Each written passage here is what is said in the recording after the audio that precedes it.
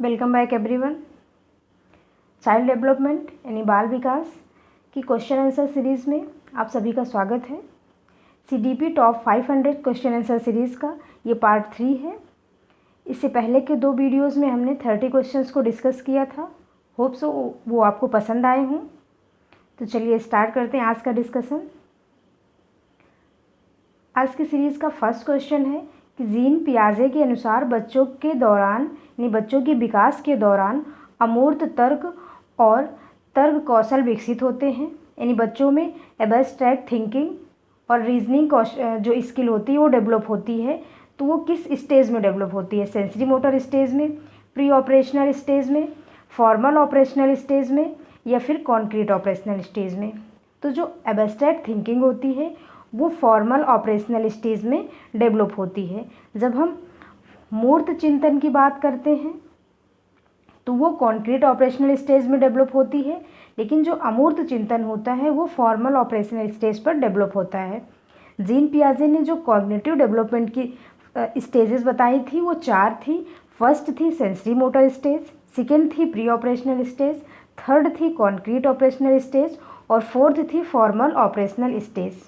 तो इस प्रकार इसका सही आंसर है option number 3, formal operational stage.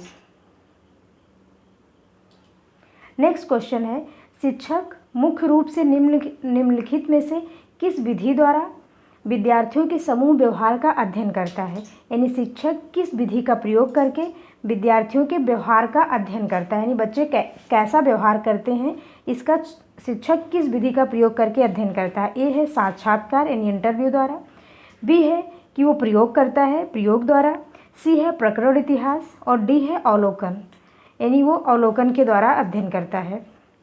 तो शिक्षक जो होता है वो विद्यार्थियों के व्यवहार का अध्ययन करने के लिए मुख्यतः अवलोकन का प्रयोग करता है, यानी ऑब्जर्वेशन का प्रयोग करता है। वो बच्चों के व्यवहार को ऑब्जर्व करता है कि बच्चे किस प्रकार से व्यवहार करते हैं। तो इस प्रकार इसका जो सही आंसर होगा वो होगा ऑप्शन नंबर 4, अवलोकन। नेक्स्ट क्वेश्चन है, बच्चे आमतौर पर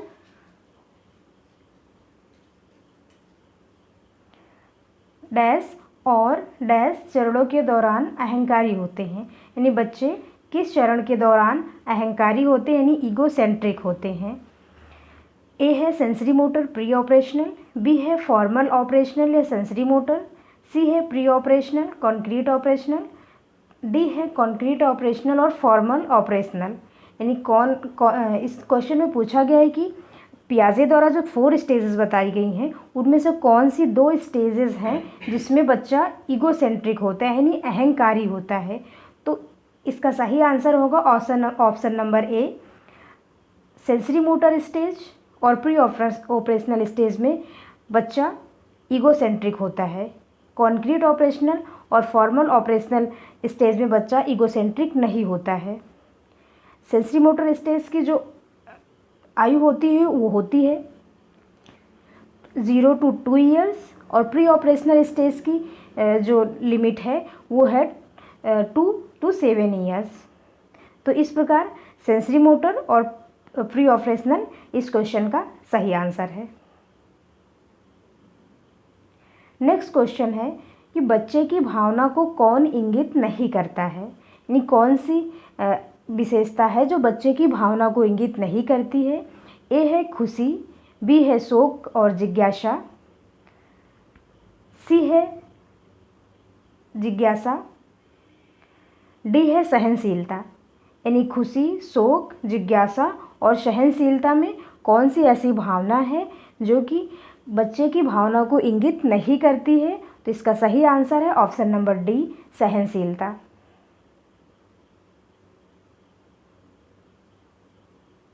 नेक्स्ट क्वेश्चन है, पियाजे के अनुसार यानी जीन पियाजे के अनुसार बच्चों को प्रवेश करते समय अहंकारी नहीं रह जाता, यानी बच्चा कौन सी स्टेज में प्रवेश करते समय अहंकारी नहीं रह जाता है?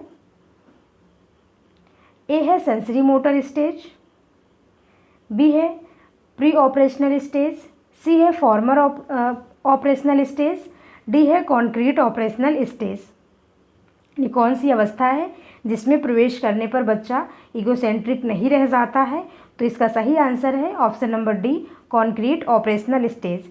क्योंकि इससे पहले हमने जाना था कि सेंसरी मोटर स्टेज और प्री ऑपरेशनल स्टेज में बच्चा इगोसेंट्रिक होता है, लेकिन जब वो कॉन्क्रीट ऑपरेशनल स्टेज में प्रवेश करता है तो वो इगोसेंट्रिक नहीं होता है। नेक्स्ट क्वेश्चन है, कौन सा बौद्धिक विकास का तत्व नहीं है? यानी 4 ऑप्शन में से कौन सा ऐसा तत्व है जो कि बौद्धिक विकास यानी कॉग्निटिव डेवलपमेंट से रिलेटेड नहीं है? ए है क्रिएटिविटी, बी है सहिष्णुता, सी है सोच और डी है कल्पना। तो जो हमारी क्रिएटिविटी है वो भी हमारे कॉग्निटिव डेवलपमेंट से रिलेटेड है, हमारी सोच यानी थिंकिंग भी कॉग्निटिव डेवलपमेंट से रिलेटेड है, और हमारी इमेजिनेशन यानी कल्पना भी कॉग्निटिव डेवलपमेंट से रिलेटेड है। तो इस प्रकार इसका जो सही आंसर है वो है ऑप्शन नंबर बी, सहिष्णुता।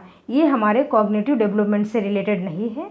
बाकी जो क्रिएटिविटी है, जो सोच है और कल्पना, ये तीनों तत्व हमारे कॉग्निटिव डेवलपमेंट यानी बौद्धिक विकास से संबंधित हैं। नेक्स्ट क्वेश्चन है, पियाजे के अनुसार के संज्ञानात्मक विकास के सिद्धांत के अनुसार ठोस परिचालन चरण उम्र में शुरू होता है, यानी किस उम्र में ठोस परिचालन चरण शुरू होता है, यानी कॉन्क्रीट ऑपरेशनल जो स्टेज होती है किस आयु में शुरू होती है? तो हमने जाना था कि जो सेंसरी मोटर स्टेज होती है यानी इंद्रिय गामक अवस्था, वो 0 to 2 ईयर्स होती है, यानी 0 से 2 साल तक होती है। और जो दूसरी स्टेज होती है प्री ऑपरेशनल स्टेज, वो 2 to 7 ईयर्स होती है। और जो थर्ड स्टेज होती है कॉन्क्रीट ऑपरेशनल स्टेज, ये 7 to 11 होती है। और जो फोर्थ स्टेज होती है फॉर्मल ऑपरेशनल स्टेज, वो 11 to एबव होती है, यानी 11 से अधिक जो होती है वो औपचारिक परिचालन अवस्था होती है। जो ठोस परिचालन अवस्था होती है वो 7 से 11 होती है। तो इसकी जो शुरुआत होती है वो 7 साल से होती है। तो इस प्रकार इसका जो सही आंसर होगा option number D, 7। Next question है कि विद्यार्थियों के किस वर्ग को असाधारण श्रेणी के तहत शामिल नहीं किया जाता है? यानी जो असाधारण श्रेणी होती है, यानी जो स्पेशल चाइल्ड होते हैं, उसमें किस वर्ग को शामिल नहीं किया जाता है? ए धीरे, यानी जो बालक धीरे सीखते हैं उनको, बी मंद, सी सामान्य और डी है प्रतिभाशाली। तो धीरे, मंद और प्रतिभाशाली इन सभी बच्चों को असाधारण श्रेणी में शामिल किया जाता है, लेकिन जो सामान्य बालक होता है उसे असाधारण श्रेणी में शामिल नहीं किया जाता है। इस प्रकार इसका सही आंसर होगा ऑप्शन नंबर सी, सामान्य। नेक्स्ट क्वेश्चन है, संज्ञानात्मक विकास के पियाजे के सिद्धांत के अनुसार औपचारिक परिचालन चरण उम्र में शुरू होता है,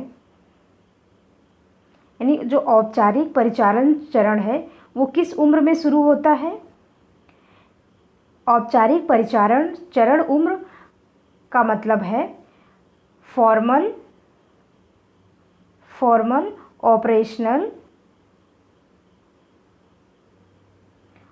ऑपरेशनल स्टेज।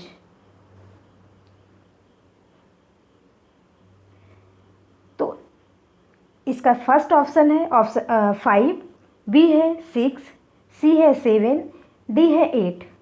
तो इसमें जो 4 ऑप्शन दिए गए हैं, चारों ऑप्शन गलत हैं, क्योंकि जो फॉर्मल ऑपरेशनल स्टेज है उसकी शुरुआत 11 साल से होती है।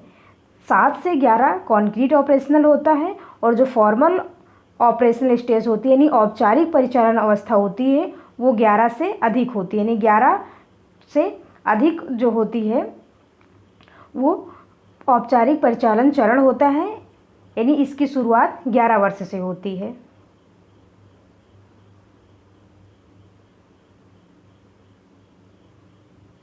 तो इस प्रकार इसका सही आंसर होगा 11 वर्ष।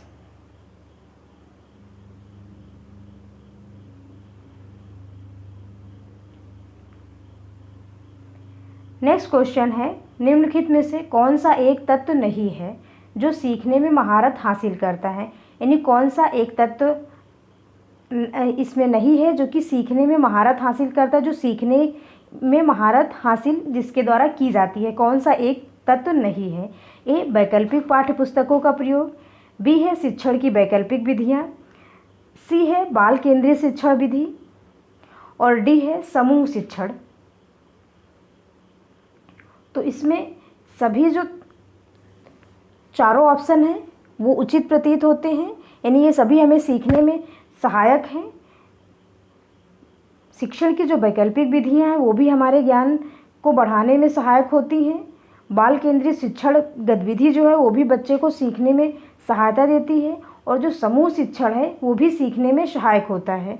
और पाठ्य पुस्तकों का प्रयोग करके भी बालक ज्ञान में सीखने में महारत हासिल करता है। तो इसमें ये देखना है कि कौन सा सबसे कम महत्वपूर्ण है, तो वो है ऑप्शन नंबर डी, समूह शिक्षण। इसका सही आंसर होगा समूह शिक्षण।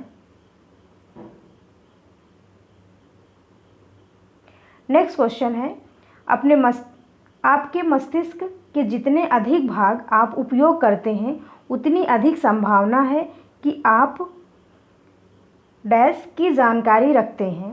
यानी आप अपने मस्तिष्क का जितना अधिक भाग प्रयोग करते हैं उतनी अधिक संभावना होती है कि आप उस जानकारी को रखते हैं।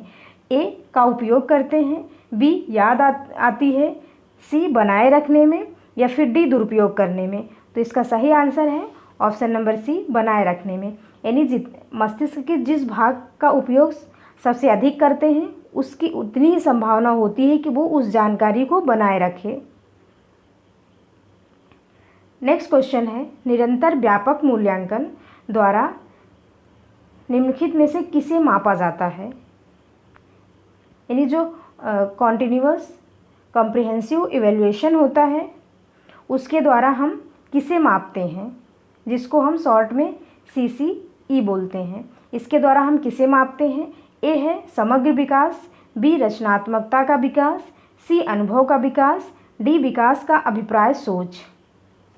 तो इसके द्वारा हम समग्र विकास को मापते हैं, यानी बच्चे के होलिस्टिक डेवलपमेंट को मापते हैं। इससे हम उसका जो संपूर्ण विकास होता है, सर्वांगीण विकास होता है, उसको हम CCE के द्वारा मापते हैं।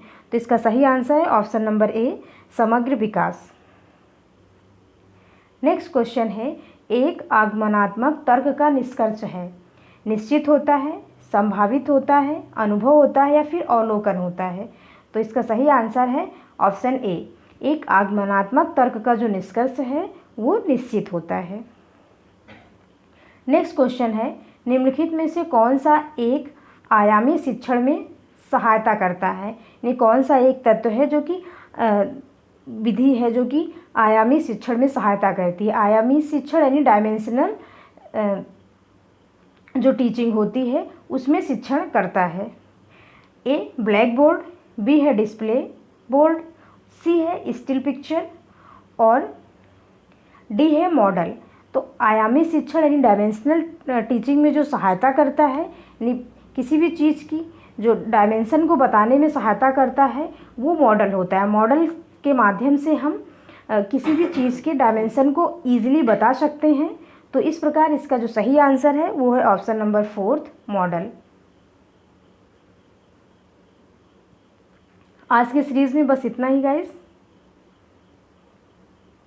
होप सो आपको एक क्वेश्चन आंसर डिस्कशन पसंद आया हो। Thank you, keep supporting.